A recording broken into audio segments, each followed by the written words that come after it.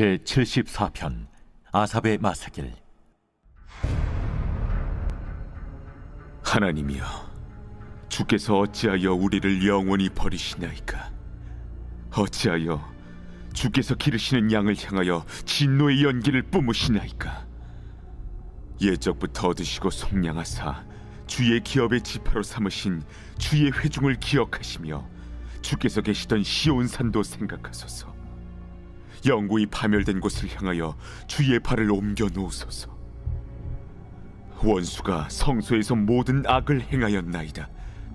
주의 대적이 주의 회중 가운데서 떠들며 자기들의 깃발을 세워 표적으로 삼았으니 그들은 마치 도끼를 들어 삼림을 베는 사람 같으니이다.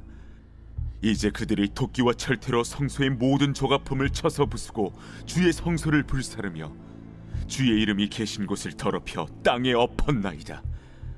그들이 마음속으로 이르기를 우리가 그들을 진멸하자 하고 이 땅에 있는 하나님의 모든 회당을 불살랐나이다. 우리의 표적은 보이지 아니하며 선지자도 더 이상 없으며 이런 일이 얼마나 오랬는지 우리 중에 아는 자도 없나이다. 하나님이여, 대적이 언제까지 비방하겠으며 원수가 주의 이름을 영원히 능욕하리이까? 주께서 어찌하여 주의 손 곧 주의 오른손을 거두시나이까? 주의 품에서 손을 빼내시어 그들을 멸하소서. 하나님은 예로부터 나의 왕이시라 사람에게 구원을 베푸셨나이다. 주께서 주의 능력으로 바다를 나누시고 물 가운데 용들의 머리를 깨뜨리셨으며 리워야단의 머리를 부수시고 그것을 사막에 사는 자에게 음식물로 주셨으며 주께서 바위를 쪼개어 큰 물을 내시며 주께서 늘 흐르는 강들을 마르게 하셨나이다. 낮도 주의 것이요 밤도 주의 것이라. 주께서 빛과 해를 마련하셨으며 주께서 땅의 경계를 정하시며 주께서 여름과 겨울을 만드셨나이다. 여호와여, 이것을 기억하소서. 원수가 주를 비방하며 우매한 백성이 주의 이름을 능욕하였나이다. 주의 맷비둘기의 생명을 들짐승에게 주지 마시며 주의 가난한 자의 목숨을 영원히 잊지 마소서. 그 언약을 눈여겨보소서. 무릇 땅의 어두운 곳에 포악한 자의 처소가 가득하나이다. 학대받은 자가 부끄러이 돌아가게 하지 마시고 가난한 자와 궁핍한 자가 주의 이름을 찬송하게 하소서. 하나님이여, 일어나 주의 원통함을 푸시고 우매한 자가 종일 주를 비방하는 것을 기억하소서. 주의 대적들의 소리를 잊지 마소서. 일어나 주께 항거하는 자의 떠드는 소리가 항상 주께 상달되나이다.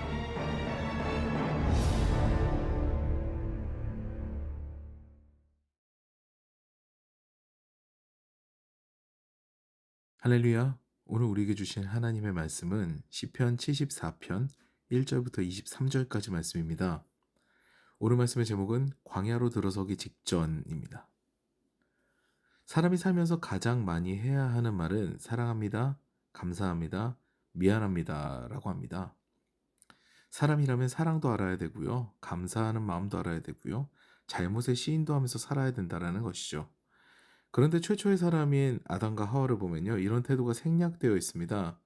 그들은 하나님께서 창조하셨지만 그 사랑에 관해서 무지했습니다. 그리고 사랑을 모르니까 감사가 당연히 없죠. 이에 그들은 죄를 지었지만요, 시인하지 않고 변명합니다. 참 답답해요. 사랑과 감사가 없는 사람은요, 책임지지 않으려고 합니다. 회피가 발동해요.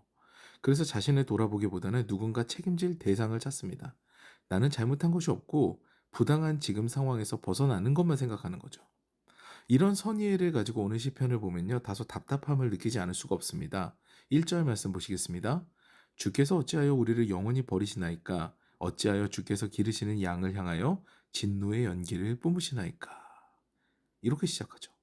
마치 고난은 하나님께서 심판하시는 것 때문에 왔다라고 이렇게 초점을 맞춰요. 근데 하나님께서 이렇게 나라를 뒤엎으실 때는요, 이유가 있어요. 오늘 저는요, 그 이유에 초점을 맞추고 시를 묵상하려고 합니다. 오늘 본문인 시편 74편은요, 공동체 탄원시로 분류가 되는데요, 이 시는 배경부터 참 암울합니다. 바벨론에 의해서 남유다가 멸망하고 예루살렘이 초토화가 된 후에 작성된 시가 오늘 본문인 시편 74편으로 알려져 있어요. 성벽은 무너지고 성전은 유린되었으며 이스라엘 자손 중에 왕족을 비롯한 유력한 사람들은요, 바벨론의 포로로 끌려갑니다. 그런데요, 이 역사는요, 이미 예정된 역사였습니다. 소선지서를 비롯하여서 예레미야의 예언을 보게 되면요, 바벨론에 의해서 멸망되고 끌려가는 것이 이미 예언되어 있었죠. 그러면 이스라엘은 왜 이런 예언을 받게 됐을까요? 왜 망하게 됐을까요? 이스라엘은요, 신앙 공동체임에도 불구하고 하나님의 말씀대로 살지 않았던 거예요. 요시야 왕 때 신앙 부흥 운동이 일어났습니다. 그런데 하나님께서는요, 이 백성은 내게서 마음이 멀도다 라고 말씀하세요. 겉보기만 신앙인들이었다는 겁니다. 그들의 삶에서는요, 하나님의 사랑이 실천되지 않았어요. 제사를 비롯한 율법은 철저하게 지켰지만 실상 하나님의 사랑이 이웃사랑으로 이어지지 않았다는 얘기입니다. 배려하고 사랑하고 존중하는 일들이 없었다는 얘기죠. 상당히 이기적인 공동체고 상당히 부유한 사람들이 가난한 자를 압제하는 그런 공동체라는 거예요. 이에 하나님께서는요, 아예 이 모든 것들을 다 뒤집어 엎어버리십니다. 나라를 뒤엎어버리세요. 오히려 유력자들이 바벨론의 포로로 끌려가게 하시는 거죠. 왕족인 다니엘도 이때 끌려갑니다.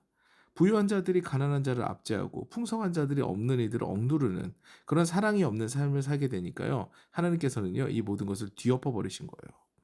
오늘 시는요, 이런 배경으로 읽게 되면요, 앞서 말씀드린 대로 다소 답답합니다. 하나님께 옛 약속을 기억하시고 성지와 성전을 기억하소서라는 메시지가 초반에 가득한데요. 하나님께서 모르실까요? 모르시지 않습니다. 그렇게 은혜를 받았는데도 사랑이 없는 그들을 오히려 책망하신 사건이 남유다 멸망 사건이에요. 근데 시인은요, 회개의 태도보다는 간구의 태도를 견지하고 있습니다. 요게 답답한 부분이에요.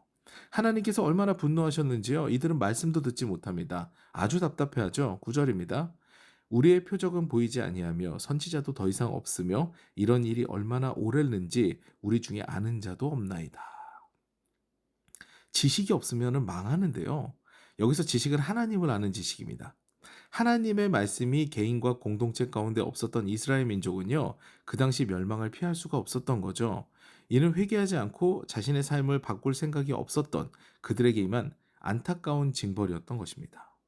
결국요, 내가 회개라는 것은 내 생각을 내려놓고 하나님의 말씀을 듣겠습니다라고 결단하는 건데요. 그게 없게 되면요, 말씀이 들리지 않아요. 하나님의 선지자를 통한 그런 말씀이 전혀 들리지 않았던 것이 바로 유다 민족이었습니다. 그러니까 망하게 됐어요. 우리도 여기서 한 가지 통찰을 얻게 됩니다. 우리가 우리의 태도를 바꾸지 않으면요, 우리 귀에 하나님의 말씀이 울리지 않습니다. 하나님의 말씀이 울리지 않으면요, 우리 인생에 다가오는 모든 고난과 역경 가운데서 해답을 발견하기가 어려워요. 하나님 상당히 인격적인 분이시거든요. 우리가 귀를 열 때까지 기다리시는 분이시기 때문에요. 우리가 하나님의 뜻대로 살지 못하고 내 고집대로 있었던 것이 마음에 느껴지고 통찰이 들게 되면은요, 그럼 그때 즉시 마음을 고쳐먹고 하나님 앞에 회개함으로 나아가서 귀를 열고 하나님의 말씀에 귀를 기울여야 합니다. 그래야 이 모든 것들이 해결이 되죠.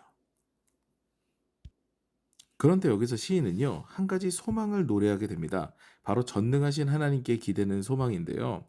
하나님은 혼란의 물과 용들을 제압하시고 바다 괴물로 일컬어지는 리워 야단까지도 다스리시는 분임을 고백하며 그 하나님의 구원을 기대합니다.